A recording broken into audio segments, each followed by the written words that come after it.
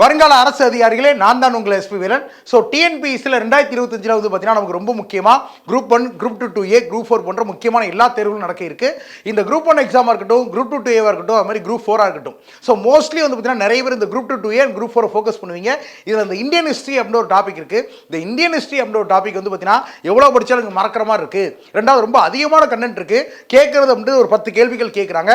இதை நான் 10க்கு 10 எப்படி எடுக்கிறது அப்படின்றத பற்றி உங்களுக்கு டீட்டெயிலாக எங்கே படிக்கலாம், எப்படி படிக்கலாம், how to study and where to study, அப்புறம் இந்த 10க்கு 10 எடுக்கக்கூடியதை எப்படி கன்ஃபார்மாக நம்ம வந்து ஷுவராக போடலாம் அப்படின்றத பற்றி டீட்டெயிலாக எப்படி படிக்கலாம்னு சொல்லி சொல்ல போகிறேன். அது மட்டும் இல்லாமல் எங்கே இருக்குன்னு சொல்லி சொல்ல போகிறேன். ஸோ மறக்காம இந்த வீடியோ அப்படின்ற மாதிரி உங்கள் மாதிரி படிக்கக்கூடிய எல்லா நண்பர்களுக்கும் ஷேர் பண்ணி விட்டு இந்த வீடியோ அப்படின்றதுக்கு ஒரு லைக் ஒன்று போட்டு விட்டு அப்படியே பாருங்கள். ஸோ ரொம்ப முக்கியமாக ஃபஸ்ட்டு இந்தியன் ஹிஸ்ட்ரி. இப்போ நமக்கு முன்னாடி வந்து பார்த்தீங்கன்னா, அதாவது இந்த 2025 வந்து நியூ சிலபஸ் அப்படின்னு விட்டுருக்காங்க. அதாவது சிலபஸில் கொஞ்சம் சேஞ்சஸ் அப்படின்னு பண்ணியிருக்காங்க. புதுசாக எதுவும் இல்லை, அதாவது மர்ஜ் பண்ணி விட்டுருக்காங்க. அதாவது முன்னாடி வந்து பார்த்தீங்கன்னா பழைய ஓல்டு சிலபஸில் வந்து பார்த்தீங்கன்னா யூனிட் 4 அப்படின்றது வந்து இந்தியன் ஹிஸ்ட்ரி அப்படின்னு கொடுத்துருப்பாங்க. அது மாதிரி யூனிட் 7 வந்து பார்த்தீங்கன்னா இந்தியன் நேஷனல் மூவ்மெண்ட், இந்திய தேசிய இயக்கம் அப்படின்னு கொடுத்துருப்பாங்க. இப்போ நமக்கு புது சிலபஸில் ரெண்டுத்தையுமே மர்ஜ் பண்ணாங்க. அதாவது ஒரேடியாக ஓவரால் எல்லாமே ஹிஸ்ட்ரி, இந்தியன் ஹிஸ்ட்ரி அப்படின்னு சொல்லி மாற்றிட்டாங்க. ஸோ அதன்படி பார்க்கும்போது நமக்கு கிட்டத்தட்ட 2 மில்லியன் இயர்ஸ் ஆகும், அதாவது 2 மில்லியன் ஆண்டுகளில் இருந்து 1947 1947 வரைக்கும் என்ன மாதிரி விஷயங்கள் நடந்தது அப்படின்றதான் ஓவரால் இந்தியன் ஹிஸ்ட்ரி அப்படின்றது. ஏன்னா அந்த ஹிஸ்ட்ரியை பற்றி நிறைய பேருக்கு கண்டென்ட்டே புரியாமல் இருக்கிறாங்க. ஏன்னா நம்ம வந்து இந்த ஆழம் பார்த்து காலவிடு அப்படிம்பாங்கல்ல, அது மாதிரி ஒரு விஷயத்தை பற்றி ஃபஸ்ட்டு டீட்டெயிலாக தெரிஞ்சுக்கணும். அதுக்கப்புறம் அதை எப்படி படிக்கணும்னு சொல்லி புரிஞ்சுக்கணும். அதுக்கப்புறம் மார்க் டெஸ்ட் நிறைய போட்டு பார்க்கணும். அதுக்கப்புறம் தான் டிஎன்பிசி எக்ஸாம் போகணும். நம்ம நேரடியாக டிஎன்பிசி எக்ஸாம் தான் போயிட்டு ஹிஸ்ட்ரியை அட்டன் பண்ணணும் அப்படின்னு இருக்கக்கூடாது. அப்போ ஹிஸ்ட்ரினா எப்படி இருக்கு அப்படின்னு ஃபஸ்ட்டு புரிஞ்சுக்கணும். இப்போ இந்தியன் ஹிஸ்ட்ரி அப்படின்னு எடுத்து பார்க்கும் பொழுது நார்மலாக நமக்கு சிலபஸ் படி பார்த்தீங்க அப்படின்னா இந்த ஹிஸ்ட்ரி அப்படி டாப்பிக்கை 3 விதமாக பிரிப்பாங்க. ஒன்று என்ன அப்படின்னா ஏன்ஷியன்ட் ஹிஸ்ட்ரி அப்படின்னு சொல்லி சொல்லுவாங்க. அதாவது பண்டைய கால இந்திய வரலாறு அப்படின்னு சொல்லி சொல்லுவாங்க. பண்டைய கால இந்திய வரலாறு அப்படின்னா நமக்கு இந்த கற்காலங்கள் அப்படின்னு ஒரு விஷயம் இருக்கும். அதில் இருந்து பிற்காலத்தில் வந்து சிந்து சமவெளி நாகரிகமாக இருக்கட்டும், அதுக்கப்புறம் இங்கே எப்படி அரசாங்கங்கள் உருவாக ஆரம்பிச்சது அப்படின்னு இருக்கட்டும், இதெல்லாம் பண்டைய காலம் அப்படின்னு சொல்லி சொல்லுவாங்க. அதுக்கப்புறம் நமக்கு மிடிவல் ஹிஸ்ட்ரி அப்படின்னு சொல்லி சொல்லுவாங்க. அதாவது இடைக்கால இந்திய வரலாறு அப்படின்னு சொல்லி சொல்லுவாங்க. இடைக்கால இந்திய வரலாறு அப்படின்னா முஸ்லிம்ஸ் அப்படின்னவங்க இருக்காங்கல்ல, அதாவது இந்த இஸ்லாமிய ஆட்சியாளர்கள், முஸ்லீம் ரூலர்ஸ் இருக்காங்கல்ல, இந்த இஸ்லாமிய ஆட்சியாளர்கள் அப்படின்னவங்க இந்தியாவுக்கு வெளியிலிருந்து வந்து படையெடுத்து வந்து இந்திய நிலப்பரப்பு ஆண்டிருப்பாங்க. யாரெல்லாம் முக்கியமாக சொல்லணும்னா டெல்லி சுல்தான்கள் மற்றும் முகலாயர்கள். இந்த 2 பேர் எடுத்து பார்க்கும் பொழுது முழுக்க எடுத்து பார்த்தீங்கன்னா முகலாய ஆட்சியாளர்கள், முஸ்லீம் ஆட்சியாளர்கள், அதாவது டெல்லி சுல்தான்லேயே முஸ்லீம் ஆட்சியாளர்கள் அப்படின்னவங்க ரூல் பண்ணியிருப்பாங்க. அப்போ அந்த மாதிரி முஸ்லீம் ஆட்சியாளர்களால் ஆட்சி செய்த காலகட்டம் அப்படின்றது கிட்டத்தட்ட 1206 டெல்லி சுல்தான் ஆரம்பிச்சதுலேருந்து 1858 முகலாயர்கள் முடிவு வரைக்கும் நம்ம முஸ்லீம்கள் ஆட்சி செஞ்சிருப்பாங்கல்ல, இந்த காலத்தை இடைக்கால வரலாறு அப்படின்னு நம்ம படிக்கிறோம். அடுத்து வந்து பார்த்தீங்கன்னா மாடர்ன் ஹிஸ்ட்ரி, அதாவது நவீன இந்திய வரலாறு அப்படின்னு சொல்லுவாங்க. நவீன இந்திய வரலாறு அப்படின்னா 1858 1958 1947 வரைக்கும் இருக்கக்கூடிய வரலாறு. அதாவது இந்த காலகட்டத்தில் நமக்கு பிரிட்டிஷ் அப்படின்றவங்க இந்திய நிலப்பரப்பு அப்படி அடிமைத்துவப்படுத்தி இந்த இந்தியர்கள் அப்படின்றவங்க இந்த ஆங்கிலேயர்கள்ட்ட வந்து எப்படி நமக்கு 1947 ஆகஸ்ட் 15 சுதந்திரம் வாங்கணும் அப்படின்ற பற்றி படிக்கக்கூடிய வரலாறு தான் இந்த மாடர்ன் ஹிஸ்ட்ரி, நவீன இந்திய வரலாறு. முன்னாடி பழைய சிலபஸில் இந்த 2 யூனிட் 4 அப்படின்னும் இந்த இந்தியன் நேஷனல் மூவ்மெண்ட் அப்படி யூனிட் 6 அப்படின்னு வச்சிருந்தாங்க. இப்போ புதுசாக வந்திருக்கக்கூடிய 2025 சிலபஸில் ஓவராலாக இந்த எல்லாத்தையும் என்ன பண்ணிட்டாங்க, யூனிட் 3 அப்படின்னு வச்சு இந்த மொத்த சிலபஸ்ல இருந்து, அதாவது இந்த ஏன்ஷியன், மிடிவல், மாடர்ன், பண்டைய கால வரலாறு, இடைக்கால வரலாறு, நவீன வரலாறு, இந்த 3த்துல இருந்துமே நாங்கள் ஒட்டுமொத்தமாக 10 கொஸ்டின்ஸ் கேட்போம் அப்படின்னு சொல்லிட்டாங்க. இதுக்கு முன்னாடி கேள்விகள் சொல்ல மாட்டாங்க, இத்தனை கேள்விகள் தான் நான் கேட்பேன்னு சொல்லி இதுவரை டிஎன்பிசியில் சொல்லலை. ஆனால் இந்த வாட்டி ஹிஸ்ட்ரி அப்படின்ற டாபிக் வந்து 10 கொஸ்டின்ஸ் கேட்புன்றாங்க. அது பண்டைய கால வரலாறாக இருக்கலாம், இடைக்கால வரலாறு இருக்கலாம், நவீன வரலாறாக இருக்கலாம். அப்போ இதெல்லாம் எங்கெங்கே படிக்கணும், எப்படி படிக்கணும், ரொம்ப முக்கியமானது. ஹிஸ்ட்ரி அப்படின்றது ரொம்ப குழப்பம். ரெண்டாவது நிறைய பேர்ட்டு போயிட்டு உங்களுக்கு ஏதோ ஒரு போரிங் டாபிக் அப்படின்னு கேட்டாலே ஹிஸ்ட்ரி அப்படின்னு ஒரு விஷயத்தான் சொல்லுவாங்க. ஓகே, நம்ம இதை படித்து நம்ம என்ன சார் பண்ண போகிறோம் அப்படிலாம் கேட்பாங்க. ஆனால் நமக்கு சிலபஸில் வச்சிருக்காங்க, இப்போ படிச்சு தான் ஆகணும். அப்போ அது 10 கொஸ்டின்ஸ் வருது. ஒரு கொஸ்டினில் வாழ்க்கையை விட்டவங்களே நிறைய பேர் இருக்காங்க. ஒரே ஒரு கொஸ்டினில் எனக்கு வந்து எக்ஸாம் கிடைக்காம போயிடுச்சு சார், ஒரு மார்க்கில் எனக்கு கிடைக்காம போயிடுச்சு சார் மையன். அப்போ ஒவ்வொரு கொஸ்டினும் ஒவ்வொரு மார்க்கும் நமக்கு இம்பார்ட்டன் தான். அப்போ இந்த ஹிஸ்ட்ரின்ற டாப்பிக்கு நமக்கு 10 கொஸ்டின் கேட்குறாங்கன்னா அது இம்பார்ட்டன்ட் டாபிக் தான். ஓகே, ரெண்டாவது இந்த ஹிஸ்ட்ரியில் இருக்கக்கூடிய டாபிக்ஸில் அவங்களே சிலபஸ் படி கொடுத்துட்டாங்க என்னென்ன கேட்க போகிறோம் அப்படின்னு சொல்லிட்டு. இப்போ நமக்கு மேஜராவது பார்த்தீங்கன்னா குரூப் 2 2A எக்ஸாமுக்கான ஒரு சிலபஸ் அப்படின்றது கொடுத்துருக்காங்க. ஓகே, இந்த சிலபஸ் அப்படின்றது நீங்கள் டவுன்லோட் பண்ணால் நம்மளோட டிஎன் வெப்சைட்டில் போயிட்டு கூட நீங்கள் இந்த புது சிலபஸ் அப்படின்றது நீங்கள் டவுன்லோட் பண்ணிக்கலாம். ஸோ ஃபஸ்ட்டு வந்து பார்த்தீங்கன்னா குரூப் 2 2Aக்கான ஒரு சிலபஸ் அப்படின்றது கொடுத்துருக்காங்க. அப்புறம் வந்து பார்த்தீங்கன்னா நமக்கு குரூப் 4க்கு தனியாக ஒரு சிலபஸ் அப்படின்றது கொடுத்துருக்காங்க. இந்த குரூப் 2 குரூப் 4 ரெண்டுமே ஒரே மாதிரி தான் ஜிஎஸ்லாம் அப்படின்னு நிறைய பேர் சொல்லியிருந்தாங்கன்னா அதெல்லாம் நம்பாதீங்க. ஒரு சில விஷயங்கள் குறைச்சிருக்காங்க. ஃபார் எக்ஸாம்பிளுக்கு இப்போ குரூப் 2 2A அப்படின்றதுல வந்து பார்த்தீங்கன்னா நமக்கு என்னெல்லாம் கொடுத்துருக்காங்க அப்படின்னு சொல்லி பார்த்தீங்கன்னா இப்போ இண்டஸ் வேலி சொல்யூஷன், குப்தாஸ், டெல்லி டெல்லி சுல்தான், முகலாயர்கள், மராத்தியர்கள், விஜயநகர பேரரசு, பாமனி பேரரசு, தென்னிந்திய அரசாங்கம், அப்புறம் நேஷனல் ரினைசன்ஸ், இந்த மாதிரி நிறைய கொடுத்துருக்காங்களா. கடைசியில் வந்து பார்த்தீங்கன்னா சோஷியல் ஹார்மோனி அப்படின்னு ஒரு வார்த்தை இருக்கும். அது மாதிரியே prominent personalities in various Spears, art, science, literature, philosophy அப்படின்னால இருக்கும். ஓகே, இதே இது குரூப் 4 சிலபஸ் எடுத்துக்கிட்டீங்க அப்படின்ற பட்சத்தில் அந்த வார்த்தைகள் அப்படின்னு உங்களுக்கு இருக்காது. எங்கே முடிஞ்சிடும் நமக்கு? India A secular state. Okay, India ஒரு மதச்சார்பற்ற நாடு, அங்கேயே முடிஞ்சு போயிடும்.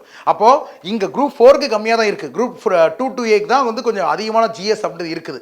இப்போ கொடுத்துருக்கூடிய இந்த விஷயங்கள்லாம் நம்ம ஸ்கூல் புக்கில் எதில் படிக்கிறது அப்படின்றது ரொம்ப ரொம்ப முக்கியமான விஷயம். நல்லா கவனிச்சுக்கோங்க. நீங்கள் ஹிஸ்ட்ரியை படித்தா மறக்குது அப்படின்னு நீங்கள் நினச்சிங்க அப்படின்னா, நான் சொல்கிற மாதிரி அது ஹிஸ்ட்ரின்ட்டு இல்லை, நீங்கள் எந்த விஷயத்தை படித்தாலும் மறக்காமல் இருக்கிறதுக்கு நீங்கள் என்ன பண்ணணும் அப்படின்னா, நல்லா கவனிச்சுக்கோங்க. நம்ம சும்மா ஒரு புக்கை எடுத்தோம், நம்ம பாட்டுக்கு தப்பு மனப்பாடம் பண்ணோம் அப்படின்னு நீங்கள் நினச்சிங்கன்னா, நீங்கள் படித்தது அதிகபட்சமாக 2 நாள் தான் ஞாபகம் இருக்கும். ஓகே, ஒரு பூ மாதிரி இருக்கக்கூடாது, மரத்தோட வேறு மாதிரி இருக்கணும் நம்ம படிக்கிறதுன்றது. ஏன்னா ஒரு பூன்றது 2 நாள் தான் நல்ல வாசனையாக இருக்கும், ஆனால் அந்த வாசனைன்றது 2 நாளில் காஞ்சி அந்த மலர் அப்படின்றது காஞ்சி போயிடும். அதே மரத்தோட வேர் அப்படின்றது அந்த மரத்தை வந்து உயிரோடு இருக்கிற வரைக்கும் அதை தான் காத்துட்டு இருக்கும். அந்த மாதிரி நம்ம படிக்கக்கூடியது நம்ம வேறு மாதிரி நம்ம வந்து ஸ்ட்ராங்காக படிக்கணும். அதுக்கு நம்ம என்ன பண்ணோம்னா, ஃபஸ்ட்டு ஒரு டாபிக் அப்படி இருக்குது. இப்போ ஒரு எக்ஸாம்பிளுக்கு ஐவிசின்னு ஒன்று இருக்குன்னு வச்சுக்கோங்களேன், இண்டஸ் வேலி சிவிலைசேஷன், சிந்து சமநாரியம்னு ஒரு டாபிக்னு வச்சுக்கோங்களேன். ஃபஸ்ட்டு இது எந்தெந்த புக்கிலாம் இருக்குது, இந்த ஹிஸ்ட்ரிக்குன்னு தனியாக ஒரு நோட் ஒன்று போடுங்க. ஓகே, ஒவ்வொரு டாபிக்குமே தனியாக ஒரு நோட்டு போடுங்க. நம்ம சின்ன வயசுல எழுதிட்டு போடல, சயின்ஸ்க்கு ஒரு நோட்டு, மேக்ஸுக்கு ஒரு நோட்டு, ஓகே, இங்கிலீஷ்க்கு ஒரு நோட்டு, அந்த மாதிரி தனியாக ஹிஸ்ட்ரிக்குன்னு ஒரு நோட்டு போடுங்க, பாலிட்டிக்னு ஒரு நோட்டு போடுங்க, தமிழுக்குன்னு ஒரு நோட்டு போடுங்க. ஃபஸ்ட்டு அந்த நோட்டோட முதல் 2 பேஜ் இருக்குல்ல, அதில் இண்டெக்ஸ் 1 நம்ம எழுதி வைக்கணும். ஐவிசின்னு ஒரு டாபிக் ஸ்கூல் புக்கில் எங்கெங்கெல்லாம் இருக்குது. இப்போ நான் அதாவது தான் வச்சிருக்கேன், உங்களுக்கு எங்கே இருக்குன்னு நான் சொல்ல போகிறேன்.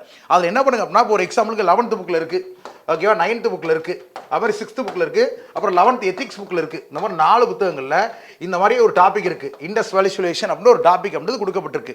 இப்போது ஃபஸ்ட்டு நான் எது சார் படிக்கணும்னா, உங்களுக்கு நல்லா கவனிச்சுவோங்க, குரூப் 4 எக்ஸாம் இருந்தாலும் குரூப் 2 எக்ஸாம் இருந்தாலும் 11th புக்கு தான் major. Okay, 11th 12th book தான் மேஜரானது. அப்போ ஃபஸ்ட்டு இந்த 11th புக்கில் இருக்கக்கூடிய இண்டஸ் வேலி சிவிலைசேஷன் அப்படின்ற டாபிக் இருக்குல்ல, இதை எடுத்தோடனே படிக்கக்கூடாது. இது என்ன பண்ணும், நீங்கள் ஏதோ ஒரு இன்ஸ்டியூட்டில் படிக்கிறீங்களா, ஃபஸ்ட் அந்த கிளாஸை கவனிங்க.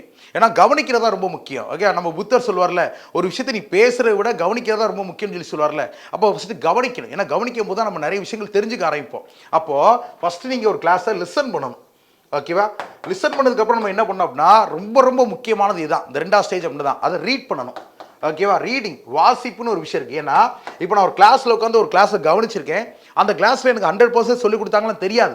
ஆனால் நான் எப்படி தெரிஞ்சிக்க முடியும், உட்காந்து அந்த புக்கை ரீட் பண்ணணும். அந்த லைன் பை லைனாக அந்த பேஜை ரீட் பண்ணுங்கள். ஒவ்வொரு அந்த ஐவிசியில் இருக்கக்கூடிய டாப்பிக்கில் என்னென்ன லைன் இருக்குது, என்னென்ன வேர்ட்ஸ் இருக்குது, லைன் பை லைனாக ரீட் பண்ணுங்கள். ஒவ்வொரு லைனாக ரீட் பண்ணுங்கள்.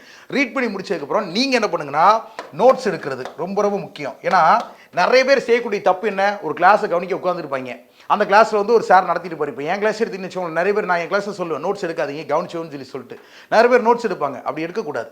நோட்ஸ் எடுக்கிறதுக்கு ப்ராசஸ் என்ன அப்படின்னா, முதல்ல கவனிக்கணும் ஒரு கிளாஸை, அப்புறம் வாசிக்கணும் அந்த கிளாஸை. அந்த வாசித்துலேருந்து நீங்கள் உங்களுக்கு இதெல்லாம் நல்லாயிருக்கு, ஓகே, இது முக்கியமான ஒரு பாயிண்ட் அப்படி சொல்லி யோசிப்பீங்கல்ல, அதை வச்சு புக் பேக்கோட கம்பேர் பண்ணுங்கள். அந்த புக் பேக்கை வச்சு கம்பேர் பண்ணி நீங்கள் ஓன நோட்ஸ் அப்படின்றது எடுங்க.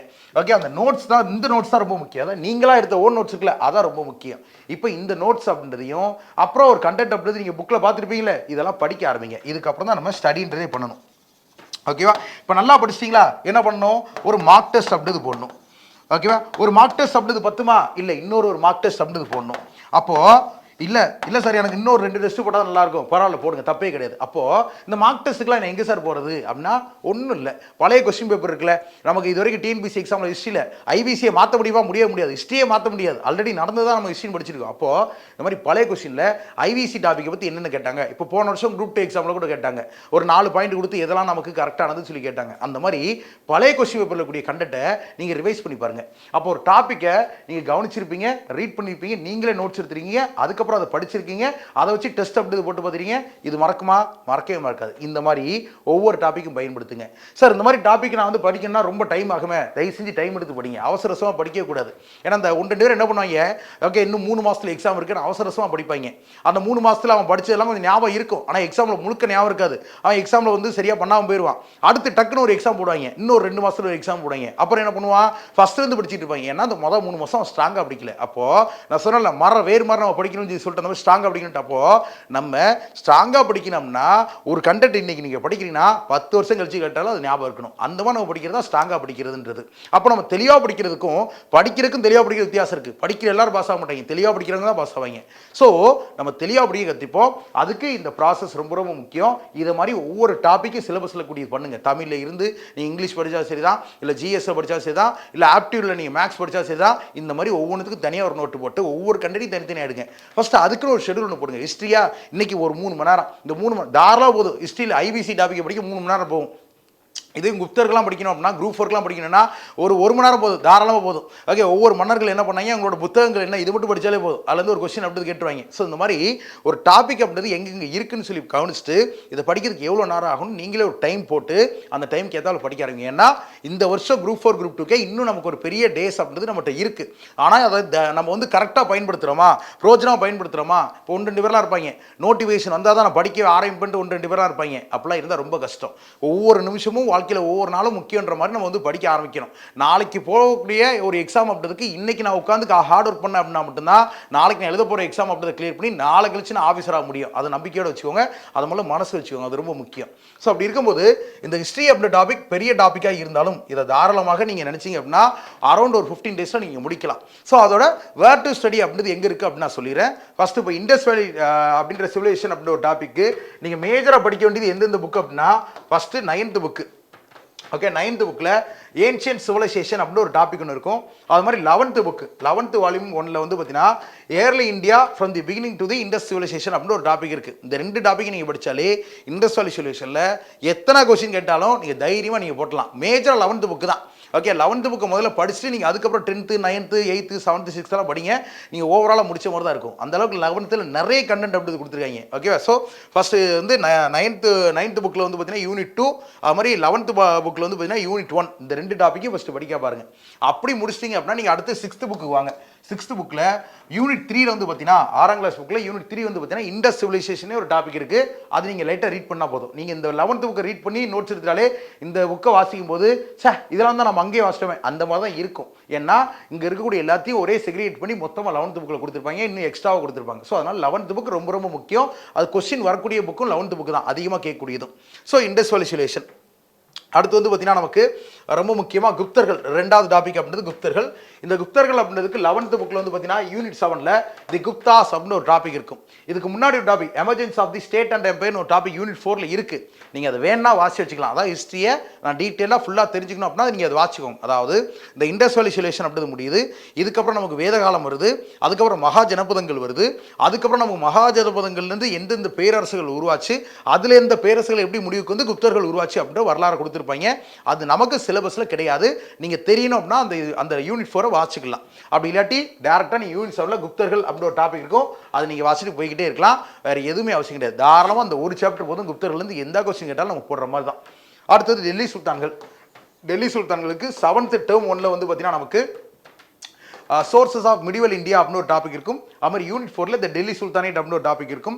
அது மாதிரி 11th புக்கில் வந்து பார்த்தீங்கன்னா யூனிட் 10ல் advent of Arabs and Turks அப்படின்னு ஒரு டாபிக் இருக்கும். அதாவது அரேபியர்கள் மற்றும் துருக்கியர்களின் வருகை அப்படின்னு சொல்லிட்டு 10வது ஒரு யூனிட் 11th புக்கில் இருக்கும். இந்த யூனிட் ரொம்ப முக்கியமானது. இதில் இருந்தால் நமக்கு எல்லா டெல்லி சுல்தான் கேள்விகளும் இதுவரை கேட்கப்பட்டிருக்கு. அது மாதிரி நீங்கள் 7th புக்கில் இருக்கக்கூடிய யூனிட் 4 அண்ட் யூனிட் 1 நீங்கள் தெரிஞ்சு வச்சுக்கலாம். அது வந்து கொஸ்டின்ஸ் அப்படின்னு நமக்கு வரலாம். சரியா? இது டெல்லி சுல்தான்கானது. அடுத்து முகலாயர்கள் அண்ட் மராத்தியர்கள் அப்படின்னு எடுத்து பார்க்கும்போது முகலாயர்கள் மராத்தியர்களுக்கு 7th டேர்ம் 2ல் வந்து பார்த்தீங்கன்னா யூனிட் 2ல் முகல் எம்பையர் அப்படின்னு சொல்லிட்டு நமக்கு வந்து ஒரு லெசன் அப்படின்றது இருக்குது. அது ரொம்ப முக்கியம். அது மாதிரி யூனிட் 3ல் rise of Marathas and Peshwas. ஏன்னா நிறைய பேர் இந்த மராத்தியர்கள் வரலாறு படிக்கும்போது பேஷ்வாக்களை விட்டுருவாங்க. ஆனால் நமக்கு பேஷ்வாக்களை பற்றி கொஸ்டின்ஸ் வருது. ஏன்னா மராத்தியர்களோட வழித்தோன்றர்கள் தான் பேஷ்வாக்கள். ஸோ அதையும் நீங்கள் வந்து வாசிக்கணும் அப்படின்னா 7th டேர்ம் 2ல் வந்து பார்த்தீங்கன்னா யூனிட் 3 மராத்தியாஸ் அண்ட் பேஷ்வாஸ் அப்படின்னு இருக்கும். அது மாதிரி 11th புக்கில் வந்து பார்த்தீங்கன்னா சாப்டர் 14 and 15. இந்த சாப்டர் 14 and 15 அப்படின்றது 11th புக்கில் படித்தாலே முகலாயர்கள் மராத்தியர்கள் இந்த ரெண்டுமே கொஞ்சம் பெரிய டாபிக் ஆக்சுவலாக. ஓகே, முகலாயர் மராத்தியர்கள். ஸோ இந்த ரெண்டுத்தையும் நீங்கள் வாசிங்கனாலே தாராளமாக நமக்கு கொஸ்டின்ஸ் அப்படின்றது கேட்டால் ஈஸியாக நம்ம ஆன்சர் அப்படின்றது பண்ணலாம். அது மாதிரி அடுத்து வந்து பார்த்தீங்கன்னா நமக்கு விஜயநகர பாமணி பேரரசு மற்றும் தென்னிந்திய அரசாங்கம். இப்போ குரூப் 2ல் வந்து பார்த்தீங்கன்னா சிலபஸில் இந்த வார்த்தை இருக்குது, விஜயநகர் அண்ட் பாமணி கிங்டம் அப்படின்னு சொல்லி இருக்குது. ஆனால் குரூப் 4 சிலபஸில் வந்து பார்த்தீங்கன்னா இந்த விஜயநகர் அண்ட் பாமணி அப்படின்ற ஒரு கிங்டம் அப்படின்ற ஒரு வார்த்தை வந்து இருக்காது. அப்போ நான் குரூப் 4க்கு இது படிக்க வேண்டாமா அப்படின்னா நல்லா கவனிச்சுக்கோங்க. சவுத் இந்தியன் கிங்டம்னு ஒரு டாபிக் ஒன்று கொடுத்துருக்காங்க, அதாவது தென்னிந்திய அரசாங்கம்ட்டு. இப்போ விஜயநகர் பாமனியாக இருக்கலாம், சாளுக்கியர்கள் ராஷ்டிரகூடர் நிறைய பேர் படிக்க மாட்டாங்க. சாளுக்கியர்கள் ராஷ்டிரகூடர்களை, பல்லவர்களை நிறைய பேர் படிக்க மாட்டாங்க. இதெல்லாம் கொஸ்டின்ஸ் வராதுன்னு. ஆனால் கன்ஃபார்மாக சவுத் இந்தியன் கிங்டம் அப்படின்னா, தென்னிந்திய அரசாங்கம் அப்படின்னா நமக்கு பாண்டியர்கள், ஓகேவா, சோழர்கள், ஓகே, சேரர்கள், அப்புறம் விஜயநகர பேரரசு, பாமனி பேரரசு, அப்புறம் சாளுக்கியர்கள், அப்புறம் வந்து ராஷ்டிரகூடர்கள், அப்புறம் பல்லவர்கள், இவங்க எல்லாம் சேர்ந்தது தான் நமக்கு தென்னிந்திய அரசாங்கம். அதனால இந்த சேரச்சோழ பண்டிகைகள் மட்டும் தென்னிந்திய அரசாங்கத்தில் வருவாங்க அப்படின்னு தான் சொன்னாங்கன்னா அதெல்லாம் நம்பாதீங்க. விஜயநகர பேரரசு குரூப் 4க்கும் படிச்சீங்க, கொஸ்டின்ஸ் கேட்கலாம். சரிங்களா? ஸோ அப்போ விஜயநகர பேரரசு அப்படின்றது 11th புக்கில் வந்து பார்த்தீங்கன்னா யூனிட் 1ல, யூனிட் 9ல வந்து cultural development in South India, அப்புறம் சாப்டர் 11ல வந்து பார்த்தீங்கன்னா அதாவது 11ஆம் chapter later Cholas and Pandyas, பிற்கால சோழர்களும் பாண்டியர்களும் அப்படி சொல்லி இருக்கும். அமர் 11th புக்கில் வந்து பார்த்தீங்கன்னா சாப்டர் 12ல வந்து பார்த்தீங்கன்னா பாமனி அண்ட் விஜயநகர அரசாங்கம் அப்படி சொல்லி ஒரு டாபிக் இருக்கும். ஸோ இதுவே போதுமானதாக இருக்கும். ஓகே, ஏன்னா இதுவே நிறைய கண்டென்ட்ஸாக இருக்கும். இந்த 11th புக் எடுத்துட்டாலே நிறைய கண்டென்ட் இருக்கும். ஓகே, அதனால தாராளமாக கொஸ்டின் பார்ட் அப்படின்றது இதுதான் மேஜராக நமக்கு. 6th புக்லாம் அப்புறம் தான் நமக்கு. இதை நீங்கள் வாசி இதை நீங்கள் படிச்சிட்டாலே பக்காவாக 6th to 9th வரைக்கும் நீங்கள் படித்த மாதிரி தான். அதனால் நீங்கள் அதை வந்து தொட வேண்டிய அவசியமே பெருசாக இருக்காது. சரிங்களா? ஸோ விஜயநகர பாமனி பேரரசு 11th book, 9th, 11th, 12th இந்த 3 சாப்டர் அப்படின்றது படிச்சுக்கோங்க, பக்காவாக இருக்கும். அடுத்து வந்து பார்த்தீங்கன்னா நமக்கு நிறைய பேர் வந்து விட்டுறது. சார் இப்போ நான் வந்து கொடுத்துக்கூடிய மேஜரான விஷயத்தை படிச்சிட்டேன். இப்போ நீங்கள் ஒரு 10 கொஸ்டின் கேட்குறாங்க அப்படின்னா முன்னாலாம் வந்து பார்த்தீங்கன்னா ஹிஸ்ட்ரியிலேருந்து ஒரு 8 கொஸ்டின், ஐஎன்எம்ல வந்து பார்த்தீங்கன்னா ஒரு 6 கொஸ்டின் அப்படின்னு கேட்பாங்க. ஆனால் இப்போ ஓவராலாகவே 10 கொஸ்டின் அப்படின்னு சொல்லி சொல்லிட்டாங்க. இப்போ ஓவராலாக 10 கொஸ்டின் அப்படின்னா அது நமக்கு ஏன்ஷியன்ட் ஹிஸ்ட்ரியாக இருக்கலாம், மிடிவல் ஹிஸ்ட்ரியாக இருக்கலாம், மாடர்ன் முடித்து சேர்த்தே 10 கொஸ்டின் தான் கேட்பாங்க. அப்போது இந்த மாதிரி வரலாறுகள் அப்படின்னு நம்ம தெரிஞ்சு வச்சுட்டு நோட்ஸ் எடுத்து வச்சுட்டு, ரொம்ப முக்கியமாக இதில் இம்பார்ட்டன்ட் இது அதில் இம்பார்ட்டன்ட் இது அப்படின்னு எதுவுமே இருக்காது. ஐவிசி இம்பார்ட்டன்ட் தான், டெல்லி சுல்தான் இம்பார்ட்டன் தான், முகல்சி இம்பார்ட்டன் தான், குப்தாஸ் எது வேணால் கொஸ்டின் கேட்கலாம். அப்போ நம்ம எல்லாத்துக்கும் ரெடியாக தான் இருக்கணும். எப்படி கொஸ்டின் கேட்டாலும் நம்ம ரெடியாக இருக்கணும். சரி, அடுத்தது நம்ம மேஜராக விடக்கூடியது, அதாவது தெரியாமல் இதெல்லாம் தேவையா அப்படி சொல்லி நிறைய பேர் யோசிக்கக்கூடியது என்ன அப்படின்னா வேத காலம் அப்படின்னு ஒரு விஷயம். ஓகே, அந்த வேதிக் ஏஜ் அப்படின்னு சொல்லக்கூடிய வேத காலம். ஓகே, அந்த வேத காலம் அப்படின்னு ஒரு டாப்பிக்கை தெரிஞ்சு வச்சுக்கோங்க. ஏன்னா இப்போ லாஸ்ட் டைம் குரூப் 2 எக்ஸாமில் கூட ஒரு கொஸ்டின் கேட்டாங்க. ஓகேவா, நகரத்தை அழிப்பவர் யார் அப்படின்னு ஒரு கொஸ்டின் கேட்டாங்க. Was the destroyer of cities அப்படின்னு ஒரு கொஸ்டின் கேட்டாங்க. இந்திரன் அப்படின்னு ஒரு கடவுள் இருந்தார். அதெல்லாம் வேத காலத்தில் உள்ள கடவுள்கள் தான். இந்திரன், ஓகே, அக்னி, வர்ணன் போன்ற கடவுள்லாம் வேத காலத்தில் வரக்கூடிய கடவுள்கள் தான். இப்போ இந்த வேத காலம் அப்படி ஏன் உருவாகுது, இண்டஸ் வேலி சிவிலைசேஷன்லேருந்து இவங்க எப்படி வந்தாங்க, இவங்களோட காலகட்டம் என்ன, முற்கால வேத காலம் என்ன, பிற்கால வேத காலம் என்ன, ஓகே, வேதங்கள் அப்படின்றது எந்தெந்த ரிக்வேதம் எதை பற்றி சொல்லுது, சாமவேதம் எதை பற்றி சொல்லுது, இந்த மாதிரி விஷயங்கள் நீங்கள் தெரிஞ்சுக்கிறதுக்கு 6th term 2ல யூனிட் 1 மொதல் டாபிக் அப்படின்றதையும், அமர் 11th புக்கில் யூனிட் 9 அப்படின்றதையும் நீங்கள் வந்து பார்த்துக்கிட்டீங்கனாலே உங்களுக்கு தாராளமாக போதும். இதிலே அந்த கண்டென்ட் எல்லாமே இருக்குது, கொஸ்டின்ஸ் அப்படின்றதுலாம் வந்துடும். அடுத்து வந்து பார்த்தீங்கன்னா நமக்கு புத்திசம் அண்ட் ஜெயினிசம். ஓகே, ஒருவேளை உங்களுக்கு சார் இந்த வேத காலம், ஓகே, இந்த புத்திசம் ஜெயினிசம் இதெல்லாம் எனக்கு வந்து புக்கில் பார்க்கும்போது படிக்கிறது வந்து கொஞ்சம் கஷ்டமாக இருக்குது, இதுவே நான் ஈஸியாக வந்து ஒரு வீடியோ பார்த்து நான் தெரிஞ்சுக்கலாம் அப்படின்னா நீங்கள் ஒன்றும் இல்லை, வேத காலம் வேணும்னு வச்சுக்கோங்களேன், வேதிக் ஏஜ் பக்கத்தில் எஸ்பி வேலன் அப்படின்னு சொல்லிட்டு யூடியூப்பில் சர்ச் பண்ணுங்கள். ஓகே, அது மாதிரி புத்திசம் ஜெயினிசம் இது ரெண்டுமே வேற வேறு டாபிக், ரெண்டுமே ஒரே மதம் நினச்சிருக்காங்க நிறைய பேர், வேற வேற டாபிக். அப்போ அந்த புத்த மதம் அப்படின்றத யார் உருவாக்கினா, அதில் கூட இலக்கியங்கள் என்ன, அதோட சிம்பிள்ஸ் என்ன, அதோட மாநாடுகள் எங்கெங்கே நடந்துச்சு அப்படின்றத பற்றி, சமண மதம்னா என்ன, யார் உருவாக்கினா, எங்கெங்கே அதோட இலக்கியங்கள் இருக்குது, எங்கெங்கே மாநாடுகள் நடந்துச்சு, அதோட கருத்து என்ன அப்படின்றத பற்றி டீட்டெயிலாக தெரிஞ்சுன்னா, okay, Buddhism SP Velan, Jainism SP Velan அப்படின்னு யூடியூப்பில் சர்ச் பண்ணுங்கள். பக்கா உங்களுக்கு வீடியோ, நான் பண்ண வீடியோ தான் பக்காவை நீங்கள் அதை பார்த்து கூட படிச்சுக்கலாம். இல்லையா, புத்திசம் ஜெயினிசம் நீங்கள் புக்கில் தான் படிக்கணும்னு நினைக்கிறீங்களா, 11th புக்கில் 3வது டாபிக் எடுங்க, rise of territorial kingdoms of new religious sects அப்படின்றது இருக்கும். ஓகே, 11th புக்கில் 3வது யூனிட். அது மாதிரி 6th term 2ல வந்து பார்த்தீங்கன்னா 2வது unit great thinkers and great new faiths. அது மாதிரி 9th புக்கில் வந்து பார்த்தீங்கன்னா 4வது topic intellectual awakening and socio political changes அப்படின்னு ஒரு டாபிக். இந்த மாதிரி டாப்பிக்கை நீங்கள் பார்த்தீங்கன்னா புத்திசம் ஜெயினிசம் அப்படி நீங்கள் கவர் பண்ணலாம். ஸோ இவ்வளோ நேரம் நம்ம பார்த்த அப்படின்ற விஷயங்கள் ஐவிசியிலேருந்து இந்த புத்திசம் ஜெயினிசம் வரைக்கும் பார்த்தோம்ல, இந்த புக்கில் இந்த கண்டென்ட் இருக்குன்னு சொல்லி பார்த்தோம்ல, இது எல்லாம் ஏன்ஷியன் அண்ட் மிடிவலுக்குள்ள, அதாவது பண்டைய கால வரலாறு மற்றும் இடைக்கால வரலாறு. இடைக்கால வரலாறுனா டெல்லி சுல்தான்கள், முகலாயர்கள், நம்ம எல்லாத்தையுமே பார்த்தோம். அப்போ அடுத்து நம்ம என்ன பார்க்கணும், மாடர்ன் ஹிஸ்ட்ரி அப்படின்றது தான் பார்க்கணும். ஸோ நவீன கால இந்திய வரலாறு, நவீன கால இந்திய வரலாறுனாலே கான்செப்ட் என்ன, நமக்கு பிரிட்டிஷ்காரந்து எப்படி சுதந்திரம் வாங்கணும், ஆனால் அதில் முன்னாடி ரொம்ப முக்கியமாக சோஷியல் ரிலிஜியஸ் ரெஃபார்ம் மூவ்மெண்ட்ஸ் இன் தி 19th century. அதாவது நம்ம இந்திய நாட்டில் நடந்த சமூக மற்றும் சமய சீர்திருத்த இயக்கங்கள் இருக்குல்ல, இப்போ நமக்கு வந்து பிரம்ம சமாஜம், ஓகே, ஆரிய சமாஜம், தியோசோபிக்கல் சொசைட்டி, வள்ளலார் அவர்கள், வைகுண்டர் அவர்கள், இந்த மாதிரி விஷயங்கள்லாம் இருக்குல்ல, இந்த மாதிரி விஷயங்களையும் நம்ம தெரிஞ்சு வச்சுக்கணும். இதுலேருந்து கொஸ்டின்ஸ் அப்படின்றது கேட்டுட்டு இருக்காங்க, ரீசெண்ட் டைம்ஸில் நமக்கு கேட்டு தான் இருக்காங்க. ஓகே, ஸோ அப்படி பார்க்கும்பொழுது அது நமக்கு 10th ஸ்கூல் புக் எடுத்துட்டிங்கன்னா நமக்கு 5வது டாப்பிக்காக இருக்கும். ஓகே, 5வது சாப்டராக இருக்கும். ஸோ அந்த 5வது சாப்டரை ஒரு வாட்டி வாசி நோட்ஸ் எடுத்து வச்சுக்கோங்க. எந்தெந்த இயக்கம் எப்போ ஆரம்பிக்கப்படிச்சு, யார் ஆரம்பிச்சா, அதுக்கூடிய முக்கியமான விஷயம் என்ன அப்படின்னு மட்டும் பார்த்து வச்சுக்கோங்க. அதுதான் கொஸ்டினாக கேட்பாங்க. ஸோ இது வந்து 5வது டாபிக், 10th புக்கில் 5வது டாபிக். அது மாதிரி 10th புக்கில் வந்து பார்த்தீங்கன்னா 7வது unit, okay, anti colonial movements and the British nationalism அப்படின்னு ஒரு டாபிக் இருக்கும். இதையும் பார்த்து வச்சுக்கோங்க. அப்புறம் வந்து 10th புக்கில் 8th நேஷனலிசம் காந்தியன் ஃபேஸ் அப்படின்னு இருக்கும். ஓகே, இந்த 3 சாப்டர் நமக்கு ஐஎன்எம்க்கு ரொம்ப முக்கியமான சாப்டர். இப்போ சென்ட்ரல் கூடிய 6th chapter early revolt against British ruling தமிழ்நாடுன்னு இருக்கா, இது யூனிட் 8க்கு தேவை. அதாவது பழைய சிலபஸில் யூனிட் 8 அப்படின்னும் புது சிலபஸில் யூனிட் 6 அப்படின்னு இருக்கக்கூடிய தமிழ்நாட்டின் வரலாறு இருக்குல்ல, அதில் இருக்கக்கூடியது. இப்போ ஈவன் இந்த ஐஎன்எம்லையும் வந்து பார்த்தீங்கன்னா ஏர்லி ரிவோல்ட் அப்படின்ற ஒரு விஷயம் இருக்குது ஆக்சுவலாக. அதாவது விவசாயிகள் கிளர்ச்சி, பழங்குடியினர் கிளர்ச்சி, 1957 பெருங்கழகம், இதை பார்த்து வச்சுட்டு தமிழ்நாட்டோட வரலாறுன்னு பார்க்கும்போது நமக்கு பாலைக்கார கிளர்ச்சி, வேலூர் கிளர்ச்சி என்ன இருக்குது அப்படின்னு சொல்லி இதையும் பார்த்து வச்சுக்கலாம். தைரியமாக நீங்கள் படிக்கலாம், தப்பே கிடையாது. சரிங்களா? ஸோ 10th புக்கில் இந்த 5, 6, 7, 8 அப்படிது ஐஎன்எம்க்கு தேவையான ஒரு சில கான்செப்ட்ஸ். இதை நீங்கள் 10th புக்லேருந்து எடுத்துக்கலாம். அது மாதிரி அந்த ஐஎன்எம் பார்ட்டுக்கு, சுதந்திர போராட்டத்தோட மாடர்ன் ஹிஸ்ட்ரி பார்ட்டுக்கு நீங்கள் 12th புக் ரொம்ப ரொம்ப முக்கியம். ஏன்னா 12th புக்லேருந்து நிறைய கேள்விகள் அப்படிது கேட்கப்படுது. ஈவன் ரொம்ப முக்கியமாக நிறைய பேர் இந்த டப்பாலாம் விட்டுருவீங்க, அங்கங்கே புக்கில் டப்பா போட்டு கொடுத்துருப்பாங்க. ஸோ அந்த டப்பாவில் இருக்கக்கூடிய டூ யூ நோ அப்படின்றத அப்படியே எழுதி வைங்க, இல்லாட்டி அதை ஒரு வாட்டியாக வாசிச்சுக்கோங்க. உத்தம் சிங் அப்படின்றவரை பற்றி கொஸ்டின் கேட்டிருக்காங்க. அதை பற்றி நமக்கு அரவிந்த கோஷ் அவர்களை பற்றி கொஸ்டின் கேட்டிருக்காங்க. ஜவஹர்லால் நேரு கூடிய வார்த்தையை வச்சு அந்த டப்பாவில் கூடிய கொஸ்டின்ஸ்லாம் கேட்டிருக்காங்க. அதனால இந்த டப்பாவில் கூடியது ரொம்ப ரொம்ப முக்கியம், அதையும் சேர்த்து படிங்க. ஸோ அடுத்து வந்து பார்த்தீங்கன்னா நமக்கு அந்த 12th புக்கில் மொதல் 7 சாப்டர் நமக்கு முக்கியம் தான். ஓகே, இப்போ நமக்கு சிலபஸில் கம்யூனலிசம் அப்படின்னு ஒரு வார்த்தை இருக்கும், வகுப்புவாதம்னு ஒரு வார்த்தை இருக்கும். அதெல்லாம் ஸ்கூல் புக்கில் எங்கே இருக்குன்னு தேடிட்டு இருந்தீங்க அப்படின்னா 12th புக்கில் 6வது சாப்டர் கம்யூனலிசம் இன் நேஷனல் பாலிட்டிக்ஸ் அப்படின்னு ஒரு கான்செப்ட் இருக்கு. ஓகே, அதாவது நம்ம தேசிய இதில் வந்து பார்த்தீங்கன்னா வகுப்புவாதம் அப்படின்னா என்ன, வகுப்புவாதம்னா என்ன, இப்போ ஹிந்துக்கள் முஸ்லீம்கள் அவங்க ஒரு வகுப்பு, இவங்க ஒரு வகுப்பு, ஆண்கள் பெண்கள் இவங்க ஒரு வகுப்பு, அவங்க இதான் வகுப்புவாதம் அப்படின்னு சொல்லப்படுது. அப்போ இது எப்படி உருவாச்சு? ஓகே, இங்கே ஏன் நிறைய இயக்கங்கள் அப்படின்றது, ஹிந்துக்களையும் சில இயக்கங்கள் வச்சுருக்காங்க, முஸ்லீம்களையும் சில இயக்கங்கள் வச்சுருக்காங்க. இந்த மாதிரி விஷயங்கள் தான் இந்த கம்யூனலிசம் அப்படி ஒரு டாப்பிக்கில் பார்க்க வேண்டியிருக்கும், பார்த்து வச்சுக்கோங்க. அது மாதிரி மிச்சம் எல்லாமே வந்து பார்த்தீங்கன்னா நமக்கு எப்படி சுதந்திர போராட்டம் அப்படின்னு நடந்துச்சு, அதில் இந்தியாவோட பங்கு அப்படின்றது என்னவாக இருந்துச்சு, அதில் என்னென்ன மாதிரி தலைவர்கள், என்னென்ன மாதிரி போராட்டங்கள், என்ன மாதிரி இயக்கங்கள், யாரெல்லாம் ரத்த சிந்தி 1947 சுதந்திரம் அப்படிது கிடச்சிது அப்படின்றத பற்றி டீட்டெயிலாக இந்த 7 சாப்டர் 12th புக்கில் கூடிய இந்த 7 சாப்டரில் வந்து பார்த்தீங்கன்னா பக்காவாக உங்களுக்கு கொடுத்துருப்பாங்க. இதுவே தாராளமாக போதுமானது. இப்போ நீங்கள் படிக்கக்கூடிய 11th and 12th புக்கு தான் மேஜராக படிக்கணும். இந்த 11th and 12th புக்கில் இருக்கக்கூடிய சாப்டர்ஸ் நான் சொன்னல, இதை நீங்கள் மேஜராக படித்தாலே கன்ஃபார்மாக நீங்கள் 10க்கு 8 கொஸ்டின் நீங்கள் தாராளமாக போட்டுடலாம். அப்போ 2 கொஸ்டின் என்ன ஆகும் அப்படின்னா, கன்ஃபார்மாக சொல்கிறேன், 2 கொஸ்டின் அப்படின்றது அவுட் ஆஃப் தி புக்கில் இருந்தால் வரக்கூடியதாக இருக்கும். அதாவது ஒரு தலைவர் யாரோ ஒருத்தர் சொன்ன ஒரு வார்த்தையாக இருக்கலாம், இல்லை ஒரு தலைவர் நடத்திய ஒரு பத்திரிகையாக இருக்கலாம். ஏன்னா இப்போ நம்ம 12th புக்லேயும் சரி 10th புக்லேயும் சரி ஒரு எக்ஸாம்பிளுக்கு ஒரு முக்கியமான தலைவர், இப்போ ஒரு எக்ஸாம்பிளுக்கு வந்து பார்த்தீங்கன்னா பாலகங்கா திலகர் இருக்கான்னு வச்சுக்கோங்களேன், அவர் என்ன பத்திரிகை கொடுத்துட்டு நடத்திருக்காங்க அப்படின்னு சொல்லிட்டு நம்ம 12th புக்கில் வந்து பார்த்தீங்கன்னா ஃபஸ்ட்டு சாப்டரில் இருக்கும்.